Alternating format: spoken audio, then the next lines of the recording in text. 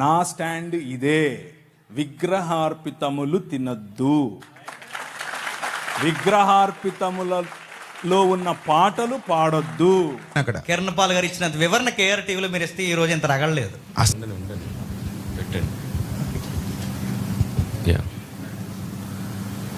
ఒక ప్రాముఖ్యమైన విషయాన్ని గమనించండి. ఇప్పటి వరకు ఇద్దరు మాట్లాడిన దాని గురించి నేను మాట్లాడబోతున్నాను. మేబీ ఇది ఇద్దరి మధ్యలో ఉన్న వివాదాన్ని కడతీర్చే అవకాశం ఉండొచ్చు. ఇద్దరికి సంబంధించిన విషయం ఇది. వెళ్ళిరండి. సో వినేవారు జాగ్రత్తగా వినండి ఈ విషయాన్ని. ఒకరు ప్రసాదం తినకూడదని, ఇంకొకరు తినవచ్చని ఆయా సందర్భాలను గూర్చి మాట్లాడుతున్నారు కదా. నా జీవితంలో కూడా ఇలాంటి ఒక సందర్భం ఎదురైంది. నేను సువార్త చేస్తున్న రోజుల్లో, అంటే దాదాపుగా ఒక 14 సంవత్సరాల క్రితం నా అనుభవం అన్నమాట అది. ఒక గ్రామంలో నేను సువార్త కాలినడకన వెళ్ళి సువార్త చేస్తున్నాను. అప్పుడు పెద్ద ఆయన నన్ను కాలర్ పట్టుకొని వచ్చి అడిగాడు, మీరు మా ప్రాంతంలో ఆచారాలు సాంప్రదాయాలు మారుస్తున్నారు, మతం మారుస్తున్నారు అని. నేను ఈ విషయాన్ని యూట్యూబ్లో చాలాసార్లు చాలా సందర్భాల్లో పెట్టాను. కానీ ఇది మంచి అవకాశం. ఈ రెండింటిని కూడా నేను సరిగ్గా బ్యాలెన్స్ చేయగలిగేటట్లు ఈ విషయాన్ని మీకు అర్థమయ్యేటట్టు చేస్తాను. అప్పుడు ఆయన నన్ను అడిగింది కూడా ఇదే, మేము ప్రేమతో ప్రసాదం పెడితే తినలేరు, మీరు దేవుని ప్రేమ గురించి మాట్లాడుతున్నారు అని. ఆశ్చర్య రీతిగా అప్పుడు నేను ఆయనకి ఇచ్చిన జవాబు ఏమిటంటే, మీ మతంలోనే అయ్యప్పమాల, భవానీమాల, శివమాలలు వేసుకునేవారు ఉన్నారు కదా, వారిని మీ ఇంటికో మీ గుడికో తీసుకెళ్ళి మీరు ప్రేమగా ఏదైనా చేసి పెడితే, ఒక నాటుకోడిని కోసి ప్రేమగా వడ్డిస్తే తింటారా అని అడిగాను వారిని. అప్పుడు ఆ పెద్ద ఆయన అన్నారు, తినరు అని. ఎందుకు తినరు అడిగాను నేను. అప్పుడు ఆయన అన్నాడు, నిష్టలో ఉన్నవారు, దీక్షలో ఉన్నవారు తినకూడనివి కొన్ని ఉంటాయి అని. వెంటనే నేను చెప్పాను, అయితే నేను క్రీస్తులో నిష్టలో ఉన్నాను, క్రీస్తు దీక్షలో ఉన్నాను, కాబట్టి నేను కూడా 2 తినకూడదు. ఒకటి బలిగా అర్పించింది, ఒకటి నైవేద్యంగా సమర్పించింది.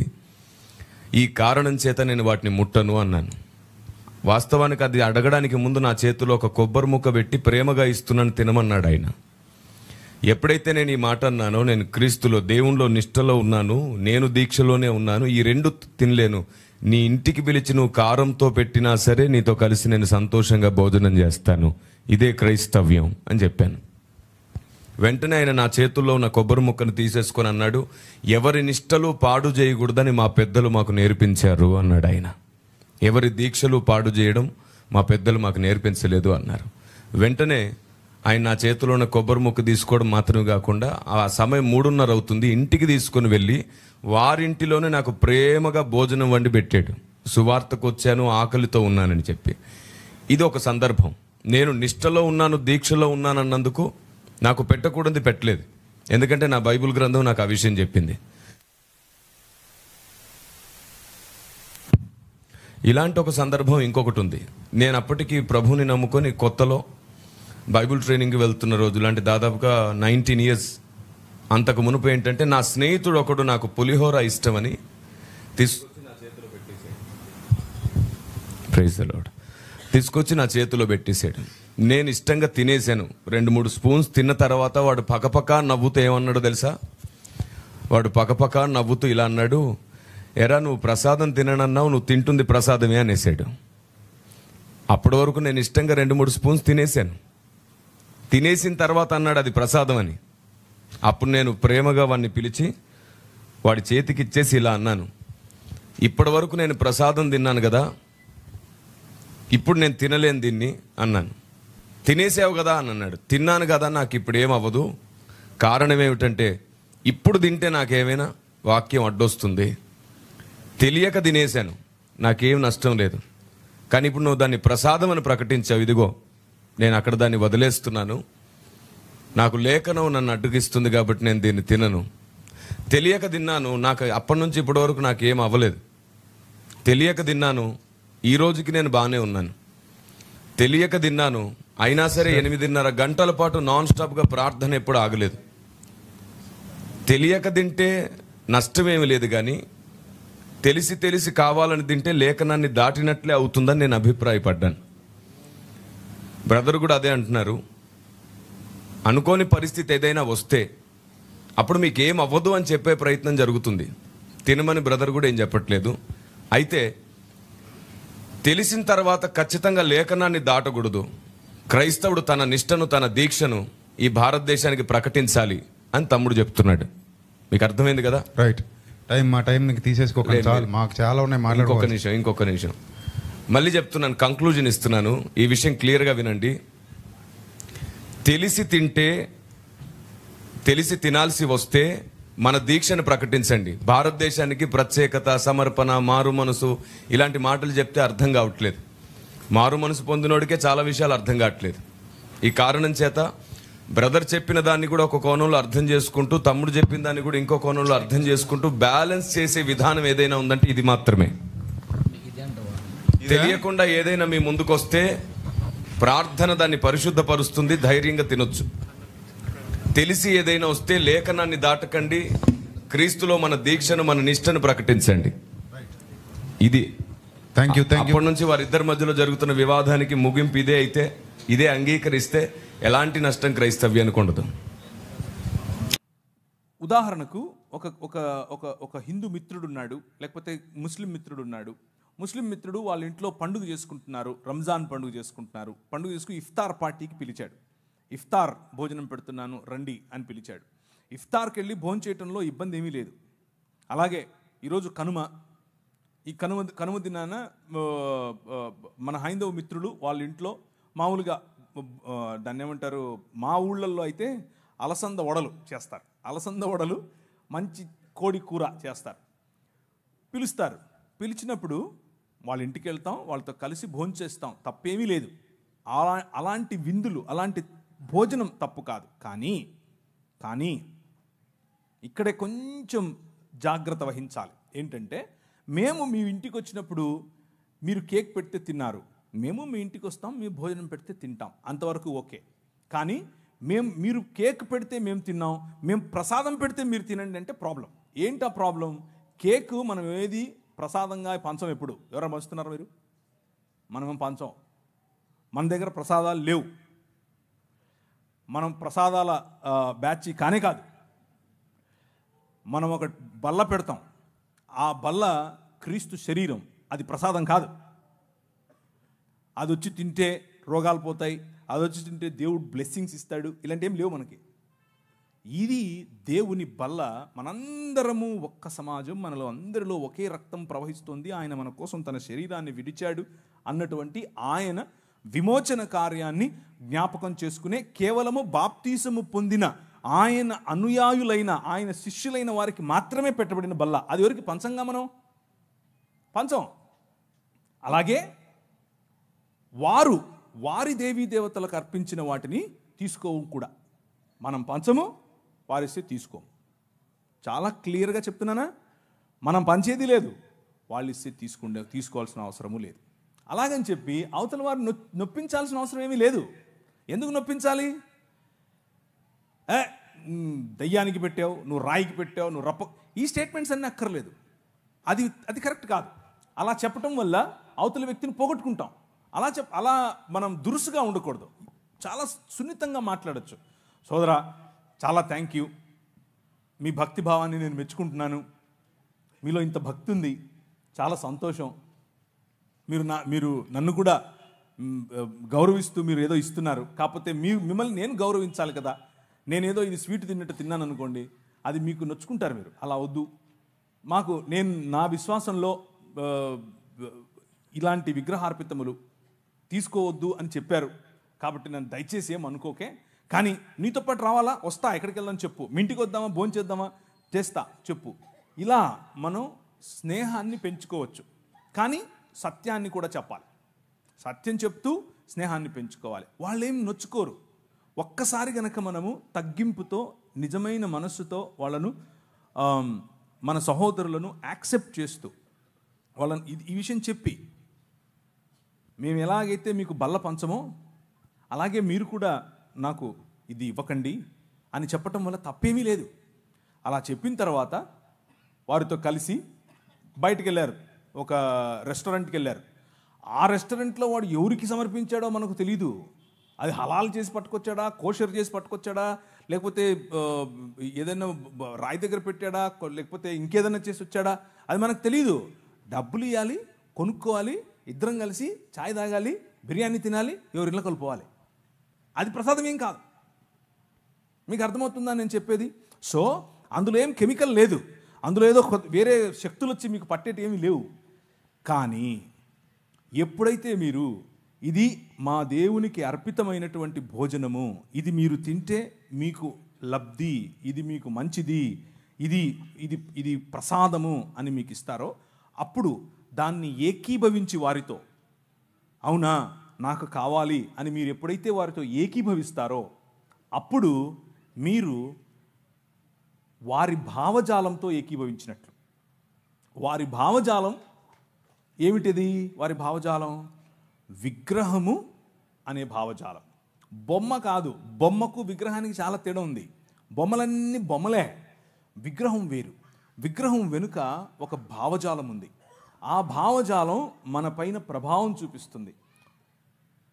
చిన్న లడ్డేగా ఏమవుతుంది అని అనుకుంటాం ఫస్ట్లో. అది మెల్లిమెల్లిగా లడ్డూ కాస్త తెడ్డేస్తుంది మన మీద. జాగ్రత్త పడాలి. ఏముంది ఉప్మా అనుకొని తింటాను. ఉప్మా అనుకొని తింటాం కాదు. అక్కడ ఆ ఉప్మా ఎవరికైతే సమర్పించారో వాడు ఉప్మా కాదు, చాలా చెప్మా చేస్తాడు. తర్వాత కావాలని కాలు జారద్దు, కావాలని పోయి వాడి దగ్గర పడద్దు. నీకు తెలియకుండా ఇచ్చాడా కథ వేరు. కానీ తెలిసి ఒప్పుకోలు, అవును నేను అగ్రి అవుతున్నాను నీతో అన్నటువంటి భావనలో తీసుకోవద్దు. డైరెక్ట్గా చెప్పండి, లేదు సోదరా నెక్స్ట్ టైం నుంచి నీకు కేక్ వద్దంటే కేక్ కూడా ఇవ్వనని చెప్పండి. నీ ప్రాబ్లం ఏంటి? నేను కేక్ ఇస్తే నువ్వు తినకూడదు, అంతే కదా. కేక్ ఇయ్యనబ్బా, అంతేగా, అయిపోలే. కానీ మన ఇద్దరం దోస్తే మళ్ళా ఫ్రెండ్షిప్ వదలద్దు, ప్రసాదం వదలండి. ప్రసాదం అంటే కేవలం భోజనం గురించి మాత్రమే చెప్పట్లేదు నేను. ఉదాహరణకు మీ పిల్లలకి ఏదైనా డ్యాన్స్ నేర్పించాలనుకుంటున్నారు. డ్యాన్స్ తప్పేమీ లేదు, లలిత కళలు తప్పు కాదు. లలిత కళలు మన దేవుని, మన ఆయనవే. కానీ మా నాయన దగ్గర కాకుండా ఆడేనో ఒక ఆయన ఉంటాడు నటరాజు అని, ఆయన దగ్గరికి వెళ్ళి ముందు ఇట్లా పెట్టి అయ్యొద్దు. ఆ డ్రామాలు మనకొద్దు, మన పిల్లలకి అది అస్సలొద్దు. ఒక్కసారి చేశారా అది జీవితాంతం పట్టుకుంటుంది. మీ నాట్యం అంతా కూడా అక్కడికే వెళ్తుంది. నీ తండ్రికి ఆరాధనగా ఉండదు. నీ పాట పాడేటప్పుడు ఎవరిని తలుచుకుంటున్నావు, ఎవరు నీ మధ్యలో ఉంటున్నారు, ఎవరికి ఆరాధనగా నీ పాట, నీ పని. కొంతమంది పని కేవలం డబ్బు కోసం చేస్తారు. ఆ డబ్బు మీకు విగ్రహం. కేవలం ప్రసాదం దగ్గర, ఉప్మా దగ్గర అది అక్కడ ఆగకండి. ఇది చాలా పెద్ద కాన్సెప్ట్. కొంతమందికి కులం ఒక విగ్రహం. దాని కిందనే బతుకుతూ ఉంటారు. పెళ్లి చేయాలంటే కులం కావాలి, భోజనం చేయాలంటే కులం కావాలి, ఎవరి దగ్గరికైనా వెళ్ళాలంటే కులం కావాలి. అసలు మనోడా కాదా అదొక విగ్రహం. విగ్రహార్పితం నువ్వు యాక్చువల్గా అప్పుడు. సో విగ్రహం అనేది నిన్ను మనిషి స్థాయి నుంచి తగ్గిస్తుంది, పశు స్థాయిగా మారుస్తుంది. మెల్లిమెల్లిగా దాని భావజాలం నీ పైన పట్టి పీడిస్తుంది. సో సెనో, వద్దు అని చెప్పండి. నేనైతే అలాగే చెప్తాను. నాకు ఏ సిగ్గు లేదు ఈ విషయంలో. కానీ వద్దని చెప్పి నేను పోగొట్టుకున్న ఫ్రెండ్ లేడు, ఎవ్వరు లేరు. నొప్పించాల్సిన అవసరం లేదు. ఇదొక భ్రమ. ఏంటా భ్రమ అంటే, వద్దు అని చెప్తే అవతలోడు నొచ్చుకుంటాడండి. ఏం నొచ్చుకోడు. ఆడు నొచ్చుకుంటాడో లేదో తెలియదు, కానీ నువ్వు నొచ్చుకుంటున్నావు ముందు. అది నీ సమస్య. ఆనెస్టీ అంటే ఉన్నది ఉన్నట్లుగా నిజాయితీగా ప్రజల ముందు నిన్ను నువ్వు కనబరుచుకోవటం తప్పు కాదు, అది మంచిది. ప్రజలు అప్రిషియేట్ చేస్తారు. ఒకసారి ఏంటబ్బా ఆయన ఇలా చేస్తున్నాడు అని అనుకోవచ్చేమో, కానీ తరువాత నీ సత్ప్రవర్తన ఏమాత్రము వ్యత్యాసం లేకుండా నువ్వు ఆ వ్యక్తిని క్రైస్తవ భావంతో నువ్వు ఎప్పుడైతే దగ్గరికి తీసుకుంటావో అన్నీ అర్థమవుతాయి ఆయనకి. ఓకే ఇది ఆయన నిష్ట. ఒక ఆయన వచ్చాడు నా పైన, బాస్. అప్పట్లో నేను ఒక కంపెనీలో పనిచేసేవాడిని. ఆయన బ్రాహ్మణోత్తముడు. అమెరికా వెళ్ళాం మేము ఇద్దరం కలిసి. కాదు ప్రవీణ్ గారు మీరు అని మొదలెట్టాడు. ఇక్కడే రామచంద్రాపురం అనుకుంటాను. ప్రవీణ్ గారు మీరు ఏంటండి మీరు అని 1-2 సార్లు నన్ను కొంచెం గెలికాడు. నేను అంటే నేను చాలా చాలా స్నేహంగా ఉంటాను ఆయనతో, కానీ ఆయన దానికి విలువ ఇవ్వాల. దానికి చేయండి, ఏం కాదు చేయండి అన్నట్లు నా వెంట పడ్డాడు. సరే కూర్చో అని చెప్పి ఒకరోజు, అసలు నువ్వు ఎలాగండి బ్రాహ్మణోత్తడివి అని అడిగాను. ఎందుకు అన్నాడు. నువ్వు అసలు సముద్రాలు దాటకూడదు కదా, 7 దాటి వచ్చావు, ఇప్పుడు ఎట్లయితావు నువ్వు అని అడిగా. భావజాలం గురించి మాట్లాడుతున్నా. నేంటండి నేను ఇచ్చింది తినడానికి ఇన్ని క్వశ్చన్లు ఎత్తనో అన్నాడు. అలా కాదండి, మీరు ఇచ్చింది ఊరికే తీసేసుకోవటం కాదు, అసలు ఏంటి దాని వెనక ఉంది అని అడిగితే మీరు నాకు ఇది చెప్పారు, మరి మీరు చెప్తున్నది పాటించట్లేదు కదా అని అడిగాను. లేదండి, మరి మేము చాలా స్వచ్ఛమైన ఇది అది అని ఏదో చెప్పాడు. ఏం తింటారో ఏం కలుపుతారో చెప్పారు. సరేనండి, నేను కూడా తింటానులేండి, ఓ పని చేద్దాం, రేపు మా ఇంట్లో బీఫ్ బిర్యానీ వండుతున్నాను, వచ్చేయండి అన్నాను. ఏంటండి అలా అంటారు మీరు అన్నాడు. అంటే భోజనం అండి బాబు, మేము తినే భోజనం భలే ఉంటుంది, ముక్క తగిలితే సూపరు అన్నాను.